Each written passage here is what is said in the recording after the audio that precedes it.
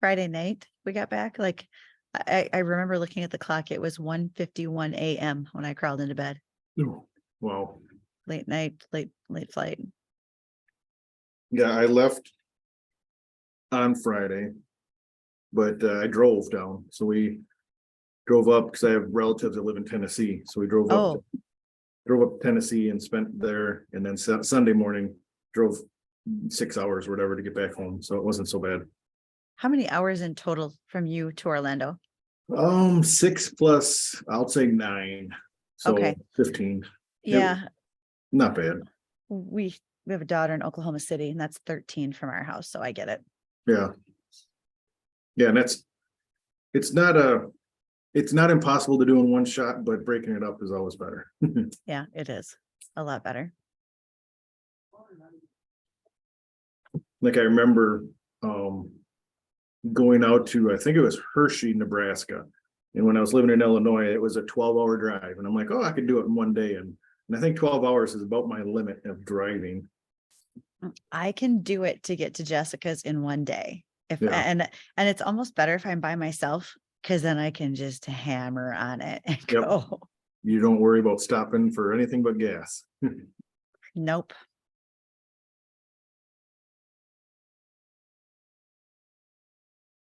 Yeah, and I think we're close to the same age. I was born in 74. And it just 73. and it just seems like as I get a little bit older, my hips, when I get out of the car after about 3 hours, it's just like, oh, I gotta stretch. Yeah. There's a certain part, like your hip and your knee, you're like, oh, this is gonna hurt, isn't it? Yep, exactly. Alrighty, it is 9 a.m. So whenever you guys are ready, you guys can hit your blue button and go ahead. Thanks, All Zach. right. Thanks, Zach. All right, we'll get going.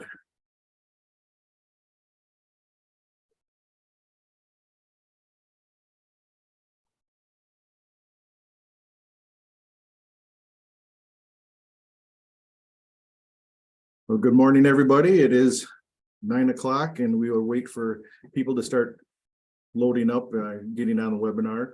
This is the Enlist Ahead E3 public training. We'll start here in just a couple of minutes.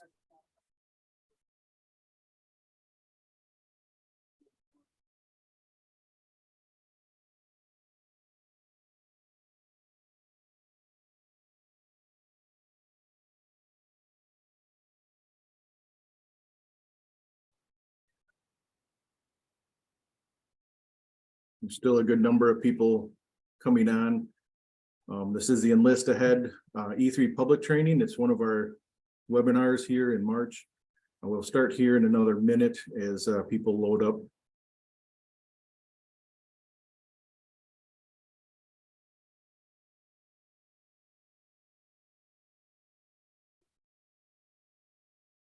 I think numbers have slowed down a little bit. I'd like to welcome everybody. This is the March 14th version of the Enlist Ahead public training for Enlist. I'm Tony Gady. I am the Enlist specialist for Illinois, Indiana, Wisconsin, and I cover some of the surrounding states as well. And joining us as well will be Bridget Riedel. She has North Dakota, South Dakota, and anywhere we need her. We'll be running the webinar, and just request that if you guys have any questions as we get through here, use the Q&A function of the webinar to ask your questions. We will answer them as we go. Our agenda for today, we'll look back at last year and how Enlist did, how our crops, our traded crops did, as well as, looking at the overview of how the crop tolerance works and operates.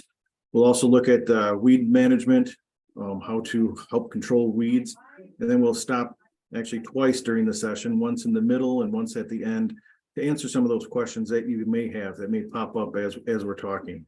So be sure to use the Q&A function of the webinar. We'll also look at the Enlist herbicides, what makes them different from other herbicides out there, and then how to make the successful applications, different ways, best management practices, and that we can help. So again, if you have questions, feel free to ask them through the Q&A function as we get going. You'll probably see this slide or something like it multiple times during the webinar. We just want to make sure everybody knows that enlist.com is your stop for just about everything. There's a lot of these resources that you're going to see today on it. Things like product use guides, application guides, a sheet for tank mix sequencing. Also, enlisttankmix.com has everything that has been approved to mix with Enlist, and there's other additional literature on there. So if you have any questions, you're not able to reach someone, just go to enlist.com, fish around a little bit, and you'll be able to find just about everything that you may need. The Enlist field specialists like myself and Bridget, we're spread out throughout the soybean and Enlist area right now. And you can see on the map, it's color coded for what each person covers. So there is someone that covers an area that you're in. And if you're not in one of these areas, you're in a gray area, feel free to reach out to any of the folks on here. This slide will come up again at the end of the session, but I'll leave it up for a second here if anybody wants to take a picture so you can see who your Enlist specialist is in your area. And you can see we do have one open in the Delta down there. So if anybody who is on that may be looking for a position there, feel free to contact one of us and we can help get you in the running. Throughout the last few years, the Enlist system has really changed the way the trait herbicide game has been played. As Corteva, we were really trying to make sure that what we're delivering to the farmers, what we're saying that it does, it really does do. With the traded crops that we have, we make sure we're using our elite germplasm to make sure we're getting the best yields that are traded to be sprayed with Enlist. Near zero volatility is something that we hang our hats on. It's when you spray it, it stays where it's sprayed, as well as being able to tank mix with a number of things. Over hundreds of different chemistries are approved to be tank mixed with Enlist and Enlist One. The other thing is, our proven track record. We've been working with universities and third parties for over 10 years now, trying and testing and finding out where Enlist works and where it breaks and how to properly advise, people on how to use it and how to responsibly make sure that their application is on target. As you can see in this chart here, back in 2018, Enlist was just in cotton and it was, a nominal amount of the market share. But you can see how it grows over the last couple of years. I came on after the 19 season in 20 and, over 20% market share in 20, and then jumped 15 points to 35%. And then last year in 22, we were over 45% market share in the country, which is a big testament to those of you who are on here that are using it. We want to thank you for that. The other part is that people that join or try Enlist tend to stay with using the Enlist system. This is an overview map of where we were last year, number of acres in which states, and you can see, it's probably not a surprise to anybody that, the soybean growing states are the darker green ones, and that's where Enlist is really moving ahead. But there are a lot of other states that are spraying Enlist E3 soybeans, and they're very happy with it. This slide here, the graph shows the acres of treated, whereas the last graph I had was acres of beans sprayed. The spray rate of Enlist is calculated to be over 80% spray rate, meaning if someone is buying a bag of E3 soybeans, generally speaking, 8 out of 10 of them are going to be spraying Enlist on it, which is far bigger than most of the other trait herbicides out there. And the reason is because we're trying to educate people to use multiple modes of action. And by properly stewarding it, more people are jumping on board and more people are utilizing it because they see that our suggestions work. If you look back in 2022, as I mentioned, we had over 45% of the market share. We're estimating, and again, it's just an estimation that, we're going to be towards that 50%, maybe even higher as we move forward. And part of that is our partners, our multi-channel brands. We've even got Brevant at the retailers using it. as well as we have over 120 licensees that are using our Enlist system in the seeds that they sell as well. So that really makes sure that the Enlist whole system is utilized in everywhere possible. Bridget and I are part of a field specialist team, and this kind of shows kind of an overview of what we do in our day-to-day. Last year alone, we were in front of over 16,000 growers and applicators, including retailers. And we get in front of people, we help educate them, we help steward the system that we have, and we are there to answer questions, just like today. You know, if you have a question, please ask it. We're out there trying to make sure that the people utilizing our Enlist system is doing it to the best in their geography and in their fields. And so that is part of the reason why we're having such a great success.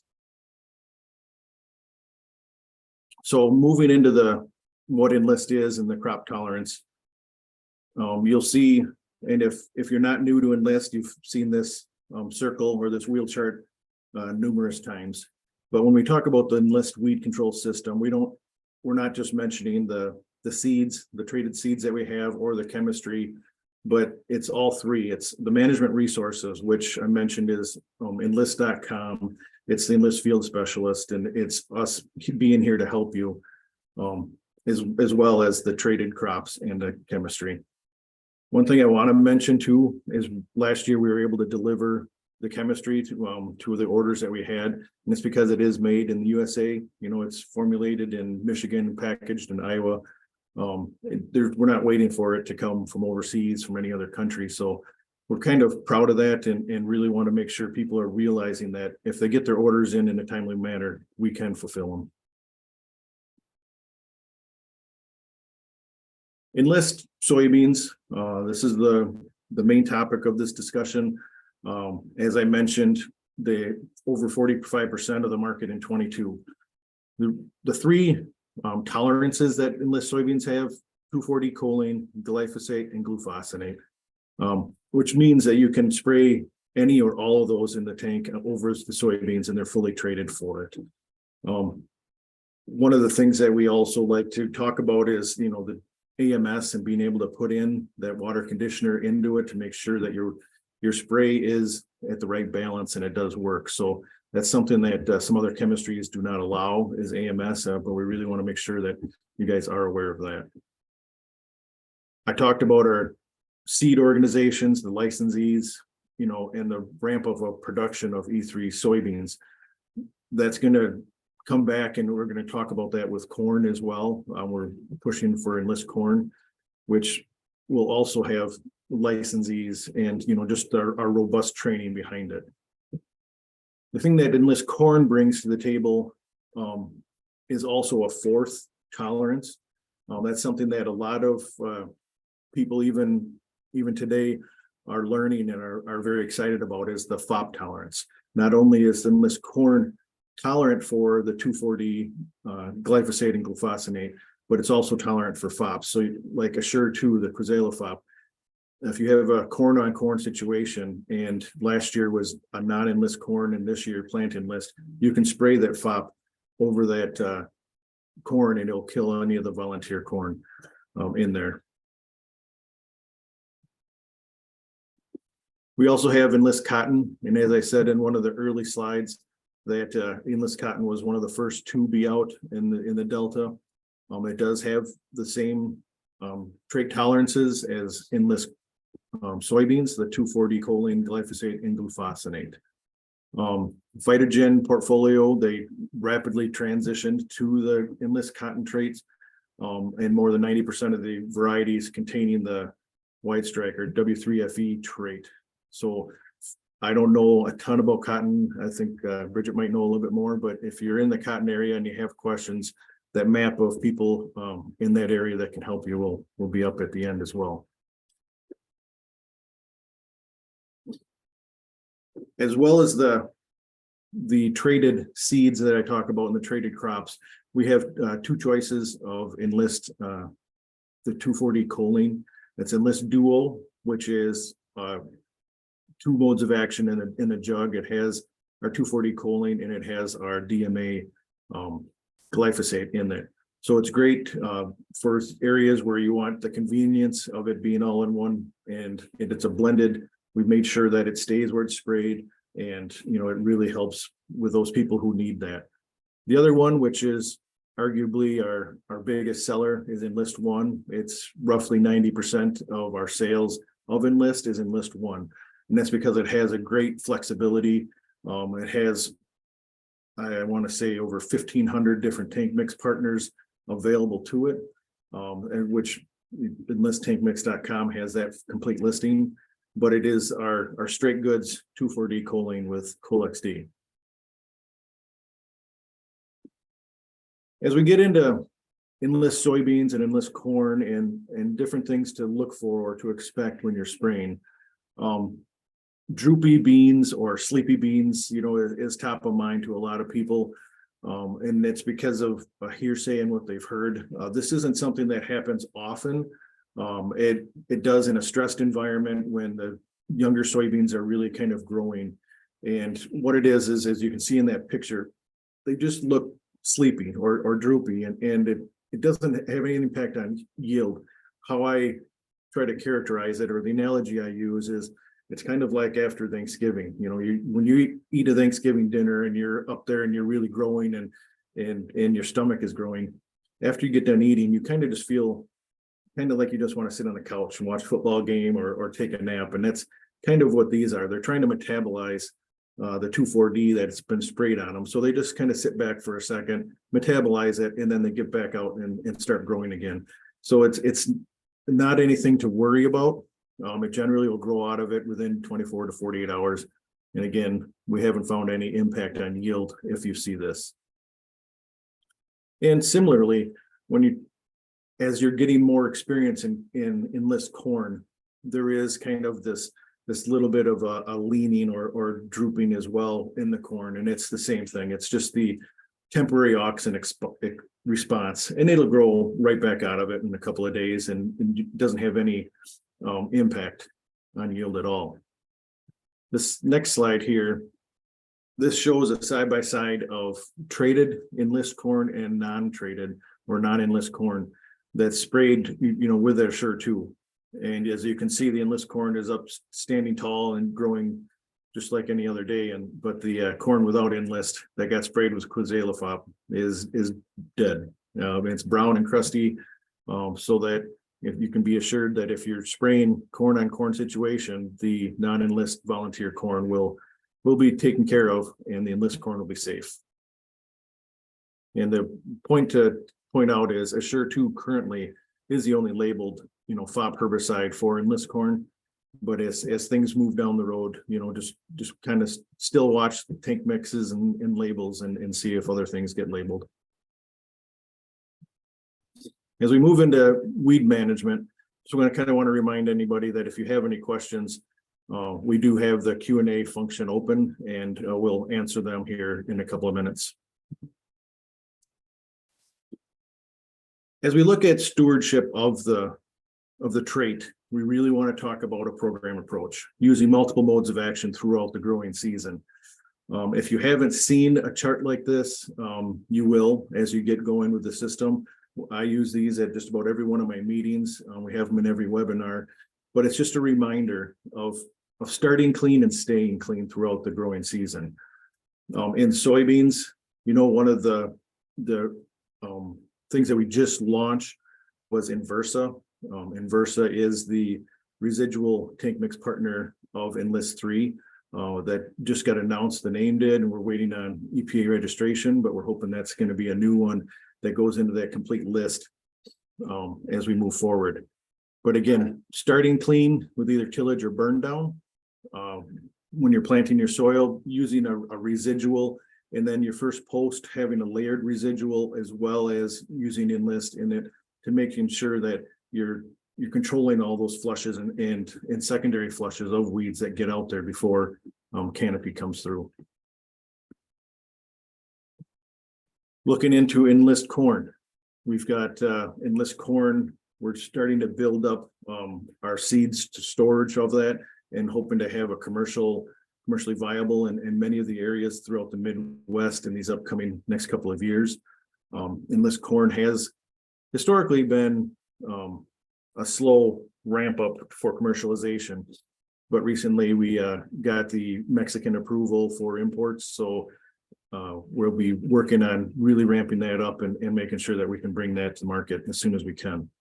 But again, with Enlist corn, we also talk about using multiple effective modes of action on your weeds, starting clean with burn down, planting a residual, or not planting, but spraying a residual, and then using a layered residual on your post pests as well. One thing I do want to point out is we also have Cairo that was announced. That is a new herbicide in the corn market as well, that if you aren't familiar with it, talk to your local Corteva rep, and they'll be glad to help walk you through that. The third crop that we have, and we mentioned, is cotton. And just like the other two, a program approach. And so these should be slides that you should be getting comfortable with, knowing what we have and what we talk about, starting clean with a clean seed bed for your crop, but then keeping it clean, staying ahead of the weeds, making sure you're spraying them at the right size. The right size, we recommend 4-inch weeds. The label says 6 inches or no less than 6-inch weeds.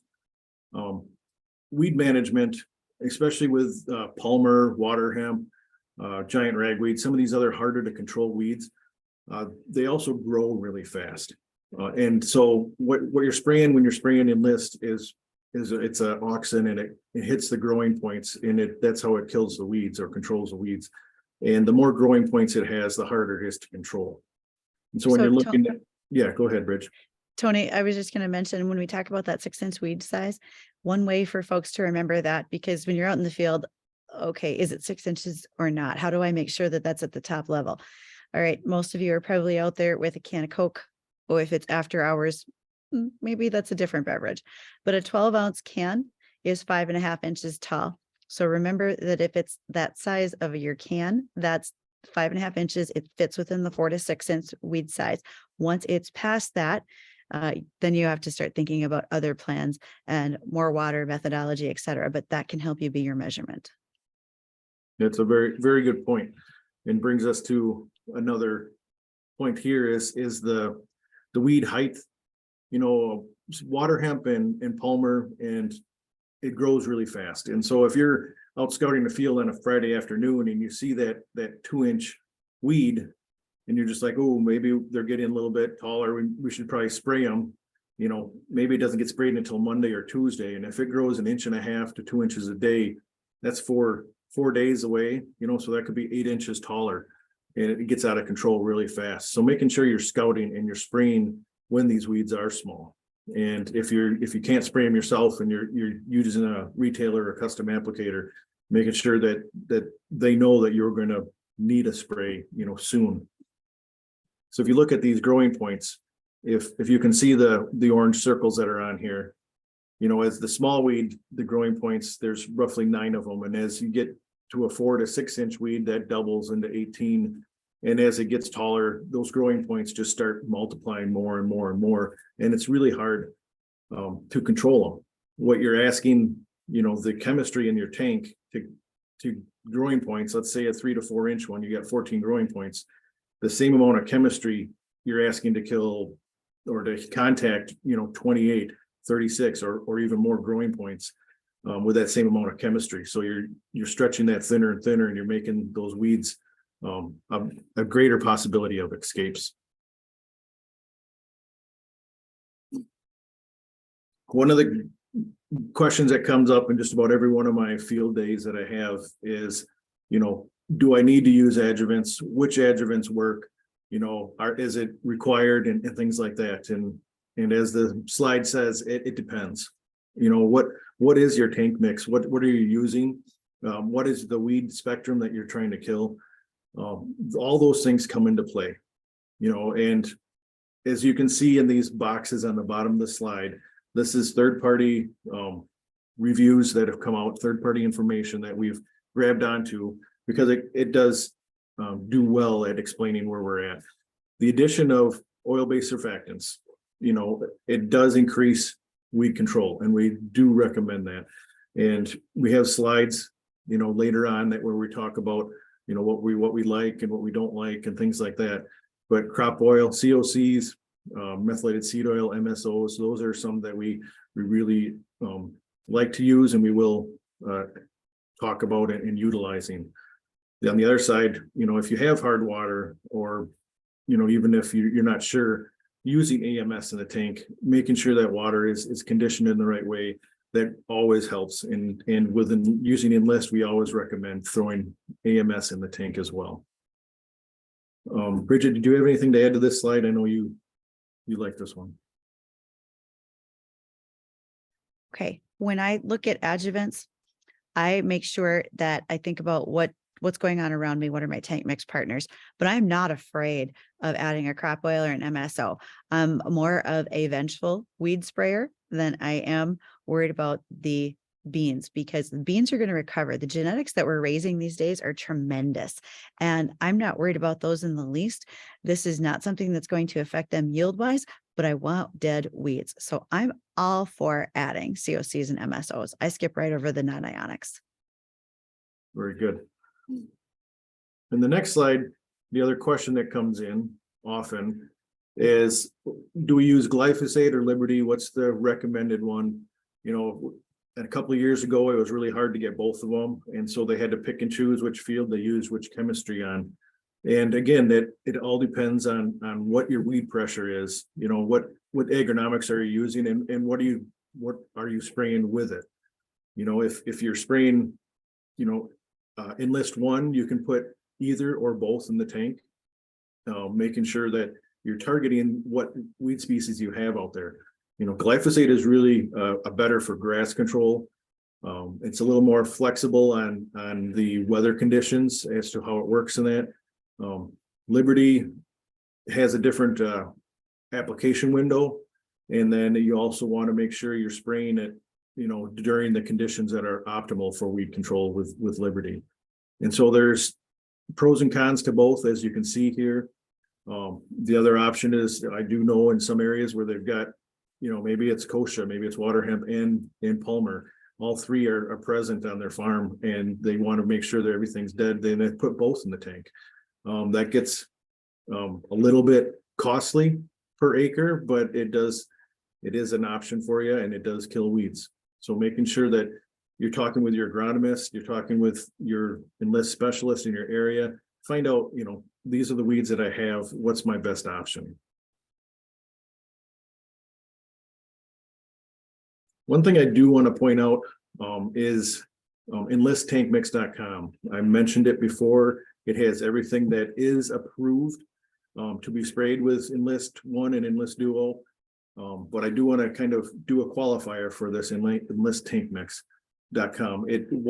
What is listed on there are products that have gone through the EPA mandated testing. It goes through a wind tunnel, and it just makes sure that it meets the certain standards of the protocol that the EPA has set forward. It's kind of focused around protecting sensitive areas. And so it's droplet spectrum and droplet size is what they're looking at.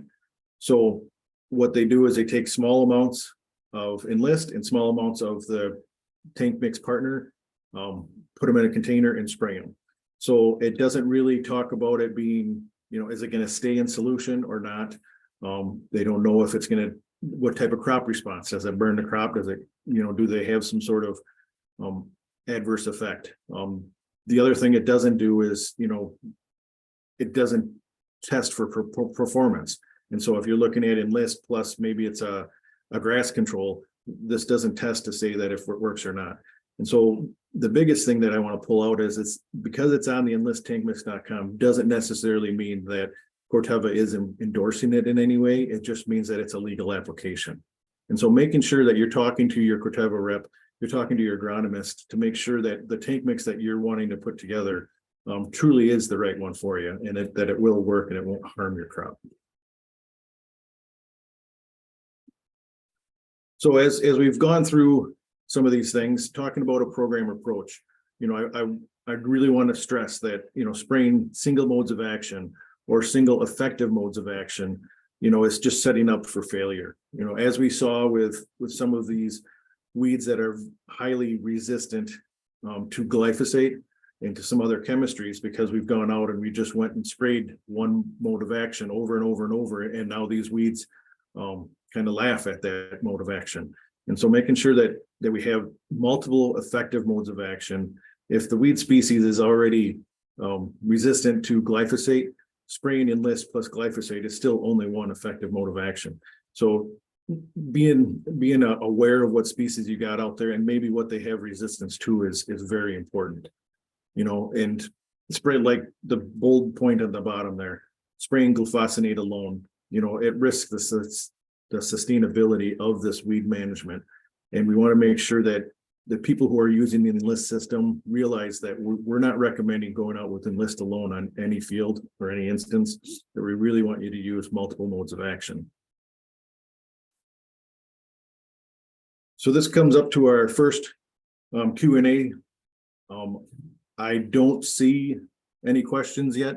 We'll pause here for a second if anybody has any additional questions. I know one did come through. One did. It was regarding the tank mix orders, and I will make sure that I talk about that next as we move into that discussion. Good deal. Oh, and wait, there's something else here.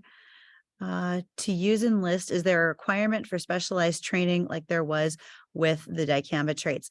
And the answer to that would be no, there is not a specific training that you have to do as is mandated by EPA for dicamba, but it is highly recommended going through one of these types of training sessions. So you're very familiar with tank mixing, weed control, those types of things. Yes, exactly. And there are, if you get into some of your retail programs and that, some of those programs may require a training in that to get certain discounts and everything, but nothing is required through the EPA. None of this training is required. A lot of what we're doing is we're trying to get out in front of things. We want to make sure that we're educating and not having to be regulated to educate, so that we're staying in front of restrictions and controls. That's a very good question. Any other questions before we move forward? I know this next segment usually generates more questions. So Bridget, I think I'll let you start going here, talking about Enlist herbicides. Okay. And make some difference. Appreciate you driving the slides for me. So there's some updated information for folks to be aware of, because spraying Enlist is not the same as spraying dicamba. So let's make sure that we draw those comparisons very quickly. So for those of you who have not yet been through your dicamba training, or maybe have missed the press releases, the next slide is going to illustrate some things that are happening in several states. First and foremost, so Tony, I'll have you move over to the next one. If you are in one of these states, Iowa, Minnesota, Illinois, Indiana, and South Dakota, you have had changes when spraying soybeans, and that is in regard to the dates. So Iowa, you now have a June 12th cutoff, or V4, whichever comes first. The same applies in Illinois, in Indiana. Minnesota splits by I-94. In fact, I will be south of I-94 later today at Morris, and there they can spray up until June 12th, and north of I-94, they can go to June 30. There's also a temperature cutoff at 85 degrees. And lastly, South Dakota, this is a new rule for you. You do not apply after June 20. Now, I want to highlight one more time. These are cutoff dates for the dicamba trait system. Okay, this is a matter of education for everyone. These do not apply when it comes to, in particular here in Ingenia.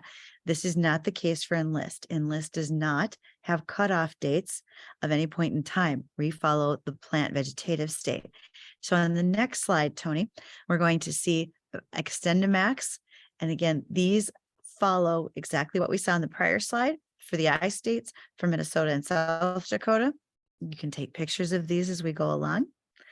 And then lastly, this slide will deal with Tavium and any changes that happen here. And now, again, this has also been the same as what you saw when it comes to Ingenia, et cetera. Tavium has a slightly different box checked when it comes to cotton, but focus here on is primarily soybeans.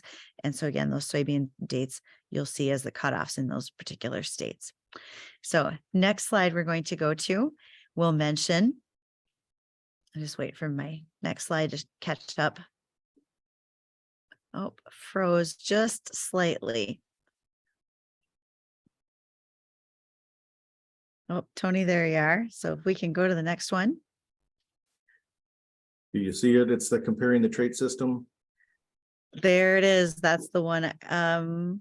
Okay, comparing our trait system. So as that reminder, there is not a cutoff date. We're not looking at anything for June 30. Also, when it comes to our tank mix flexibility, remember that we have the opportunity to put products like Enlist together with glyphosate or glufosinate. Anytime you have a question as to whether or not you can have a tank mix partner, that's when you need to go to enlisttankmix.com. And by doing so, you'll see the products that have indeed been approved. Weed control has been outstanding with Enlist. Remember, you can't expect miracles. If you are applying on a 14-inch ragweed, I don't care what you apply, it's not going to do a fantastic job. Therefore, we always have to make sure that we are doing the right timing with the right weed size for the best rates in order for us to be happy with our weed control. And that application flexibility, we can indeed be adding adjuvants, as we mentioned earlier, MSOs, COCs. I like AMS, especially if we are using glyphosate. Again, I'm in the Dakotas where that's common practice. And even for glufosinate, we consistently use AMS. That's a requirement. So don't be worried about those. When it comes to VRAs, pH buffering, they are not required. You don't need drifts. You don't need volatility retardants. Those types of things do not have to be added to the Enlist trait system. I hope our next slide brings up tank mixing because that's where I want to spend the most amount of time, Tony. I can get there. There's Let's one. go. Let's just do that one right away. Okay, so when we're going to talk about tank mixing, and I think do you have the slide with the whole list on it for me? We'll get there. Okay, that's fine. I'm going to skip ahead of here a little bit because I want to spend a bunch of time on it. All right, let's just go to this one because I think this is the one that's going to generate the most questions in the time frame that which we have. Here's the point, folks, where get your cameras out and start taking some photos and making notes as we talk through it. Enlist is very water loving. Enlist loves the idea of starting out with a half full sprayer. So if you're on a 1,000-gallon sprayer, let's get that 500 gallons into that tank right off the bat. Now, raise your hands if you're using dry AMS. If that is the case, I have no problem with AMS, especially the dry, but I want you to put that into your tank first. You're going to treat this like the same way you would make a cake mix. You're going to put it in and you're going to slowly mix it into solution. Just dumping your AMS in and hoping that it's going to work out is not going to be the same situation. When you're doing that, what happens is your AMS falls to the bottom of your tank. It doesn't flow within the water and it doesn't treat the water as it needs to be. So I want AMS to go in secondly, and then mild agitation as it goes into solution. If you are using a liquid AMS, it's going to be much faster going into solution, and that's going to work out just fine. When I tell you, I want you to be sure that it's going into solution and it's taking its time, just like you would mix a cake mix. This is the point where I would tell you to take a little bit of a break. Give yourself 4 or 5 minutes to allow that AMS to go well into solution so that it's in the water the way it should be, not sitting at the bottom of your tank. Now, no doubt, I'm going to hear some of you say, I can hear your eyes rolling. I don't have that kind of time to wait. Well, you may think that, but you also don't have that kind of time to walk fields later for poor efficacy, or if you plug a sprayer later on. And I've been through both those situations. This is the best advice I can give. After 26 years of being with the company and the last 15 working with Enlist, I've had some hands-on experience, including elbow deep in a sprayer right there with you. When it comes to the next product going in, I want it to be the Enlist. So Enlist, again, is water loving, should go in well ahead of oil-based herbicides. Putting that Enlist in the tank, letting it go into solution matters. By the way, when you're using your cone on your spray trailers, don't just be dumping the Enlist in the cone and then adding all your other herbicides on top of it, because now you're adding oil and water. And that old adage means they don't mix. Put the Enlist in, rinse your cone, flush that through the line into your spray tank. That allows the water-loving herbicide to move through before we start adding anything in there that's going to be oil-based. After this, we're going to see our residuals. If you're adding in a asmetolachlor, which a lot of folks are going to do, that's going to go in. Now we're moving up to glyphosates, glufosinate, etc. All right, a couple of key things here. Again, I'm in North Dakota, and in the Dakotas, we use an awful lot of Power Max, which is a K-salt glyphosate. There are 3 different glyphosate formulations. One of them you're very familiar with, and this was the first to come out. It's an IPA, just like your beer. It's an IPA salt. That salt easily goes into solution with Enlist 1. The second one is a DMA salt, which we sold under the name Durango DMA. Now you'll be seeing press releases that that product's going to be sold by another company, but DMA salt, Durango specifically, is still going to be in the marketplace. We formulated our Enlist to go along with the DMA salt. Those 2 products mix very, very well. The third is Power Max, as I mentioned, K-salt glyphosate. K-salt glyphosate isn't always the easiest thing to go into solution. So I'm asking you to put that in later so that it now has the chance to mix well in the water, and your water-based solutions in there first. Other things that can happen, making sure that they don't touch in the cone, just as I said earlier. And also slow down your agitation. I am a huge John Deere fan, but I don't love their agitation all the time, because when you get that thing into a rolling boil, it's like churning butter in there. Back your agitation down if you can on those sprayers. Try to use a lower agitation rate, because that helps you to not shear molecules. When your agitation rate is so high, you're literally splitting molecules in the tank, can cause things to turn into taffy really quickly, especially depending on what's all in there. So just be aware of that, keeping those things lower agitation, making sure that we're getting that K-salt glyphosate in at the right time.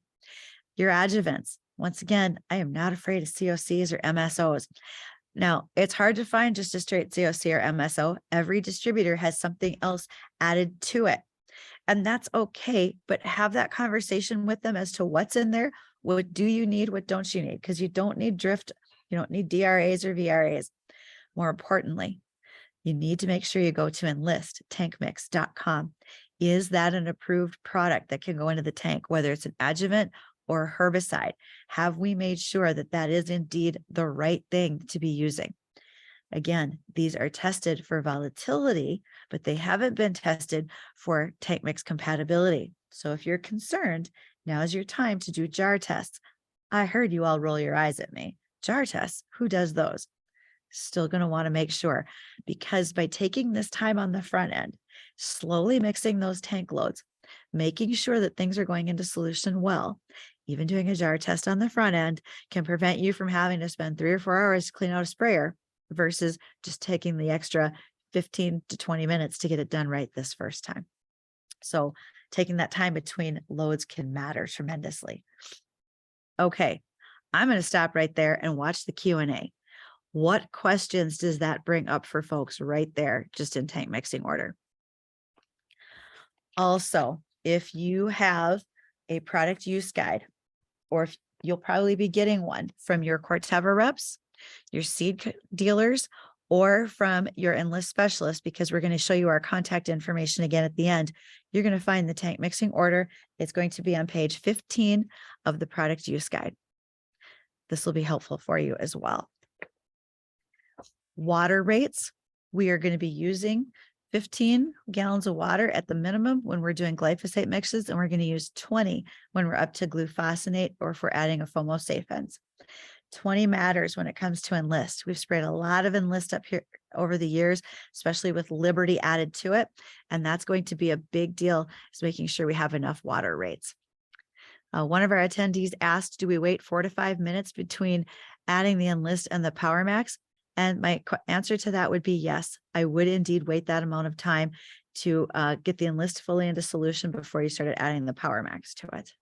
That's a really great point to make sure we're waiting enough time. Additional things when it comes to that tank mixing, and I know I had Tony burn through some slides early on because I wanted to make sure that we got to this part, which is most important. The other thing I'm going to add, and if as Tony's driving along, if he takes us to the slide on nozzles, your nozzles are probably the second most important thing that you are doing in addition to tank mixing accurately. And the reason that I say that with your nozzles is because we do not be using the same nozzles that you used when it comes to dicamba. This is different. Now, as you get this product use guide, you're going to see the very same chart that's listed on the slide that Tony's showing. And it's going to direct you by producer which nozzle you want to use. Maybe you're using a Wilger, perhaps you're using T-Jets. This is going to tell you which ones are approved. These nozzles have also been tested so that they do not change the volatility of the product. So using the approved nozzle is important. And in the past, you've always made sure that you were using a large droplet size with dicamba. You wanted that droplet size to hit and stay in the canopy. What we're trying to do with a smaller droplet size is coverage. That's why we're using 15 to 20 gallons of water. Use that smaller droplet size like a AIXR to make sure you're doing a nice job of covering that leaf surface. That's where we get better control and efficacy. One of the slides that Tony had right there shows you that coverage, and the difference it makes is you're going into higher gallons and then ultra as you're using those coarse nozzles. We want to have good consistent coverage because that leads to better weed control. And that's the name of the game. When I have customers contacting me asking if they should think about plowing in order to turn their soil over to berry seeds from Palmer amaranth or water hemp, that tells me we have to do a really good job and using all our modes of action, all our methods available, and that includes good nozzles for good coverage. Because again, I'm into vengeful weed control. I want them all dead, not just some of them. All right, questions. I see something popped up here in our chat. Will a copy of the slides be distributed to our viewers? We haven't typically done that. Greg, I would say I'm going to have my information on the slide at the end that Tony's going to show.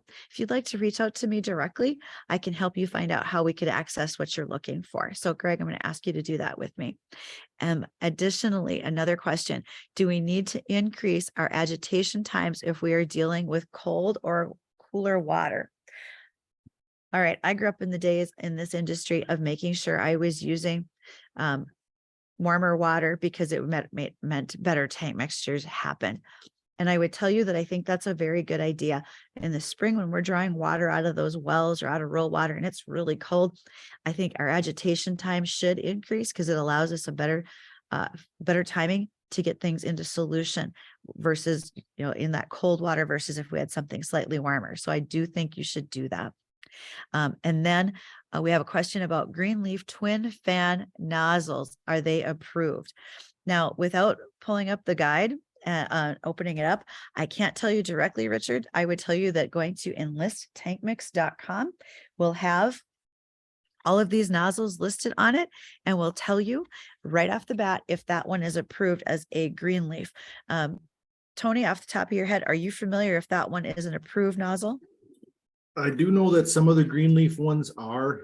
They are. Exactly which twin fan, what orifice you're looking at and everything. Again, Bridget was right. Go online. They're updated every year, Constantly. multiple times a year. They're getting tested just like the tank mix partners. So if you don't see it now, it may come in the near future. Now, also, you're going to notice on here a pressure range chart when you look at these nozzles. And folks, I really want to encourage everyone, go to the high end of your pressure range. You're going to use that smaller droplet size. We want better pressure. We want to push into the canopy. We want good coverage. So operate on that top end of your pressure range for your nozzle as you look at this chart. Some of these are listed as green. That provides the best balance of coverage and drift control, and some are yellow because that provides additional drift control coverage by creating larger droplets. So that's going to be the difference between what you're seeing in the yellow and the green. So we're going to continue to answer questions as they pop up, folks. Don't be afraid to ask those. Some other reminders that folks need to be aware of. We do not talk about when we don't talk about having to have buffers, and we don't talk about having to have anything special in regards to that, as you may see on some other product labels. The reason is you can spray right up to the next field with Enlist if the wind is blowing away. Okay, so you don't have to worry about leaving that 30 or larger buffers on that. Buffers are pretty minimal for us in this situation. And we only have a handful of sensitive crops that I'd be concerned about. So for instance, if you are up against a wooded area, a non-cropland, there you may have a buffer that falls into place. Again, these are all on the website as well as in the product use guide, but you're going to want to just understand that there are very little for buffers.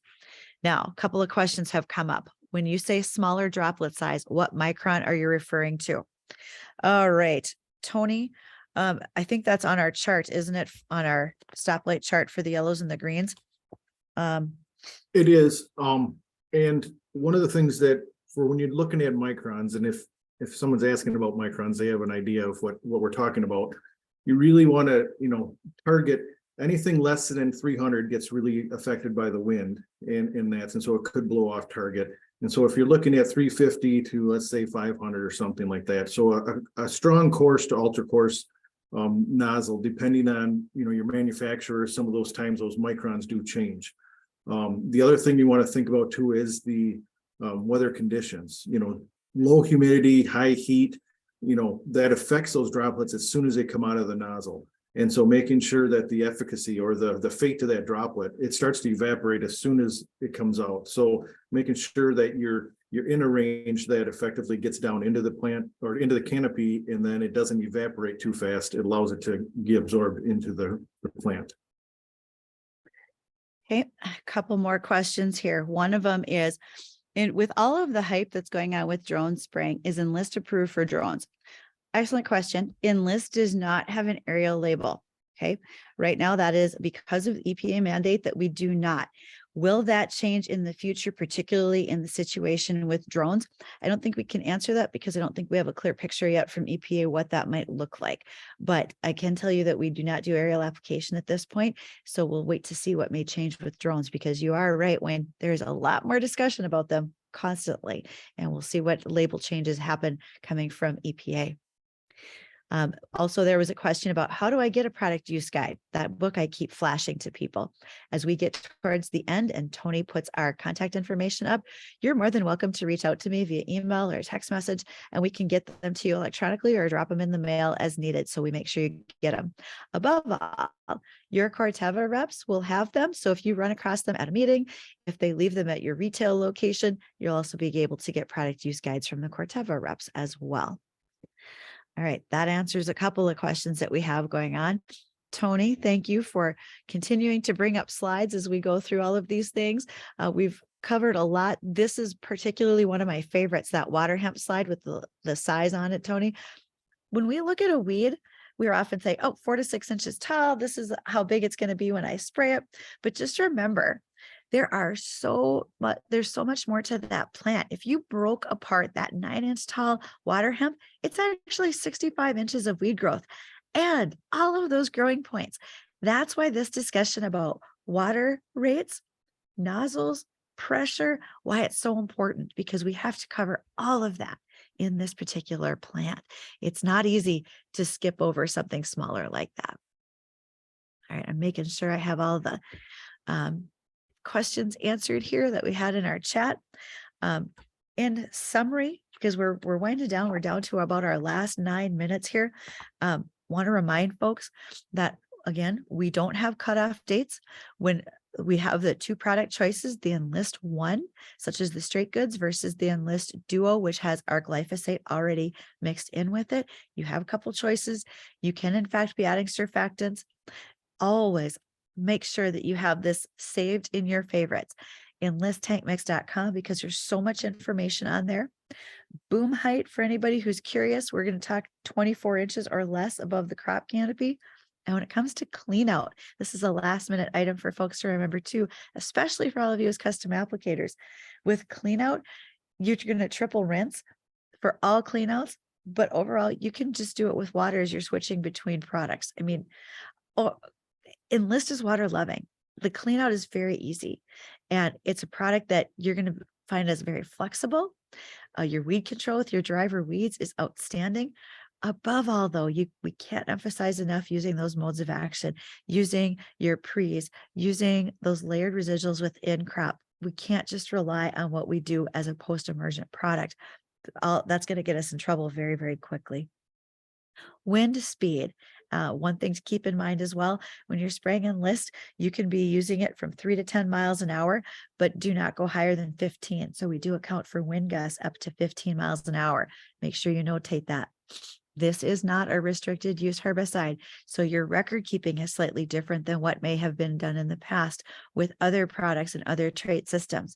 Again, not restricted use. And temperature inversions, well, we all know how those work.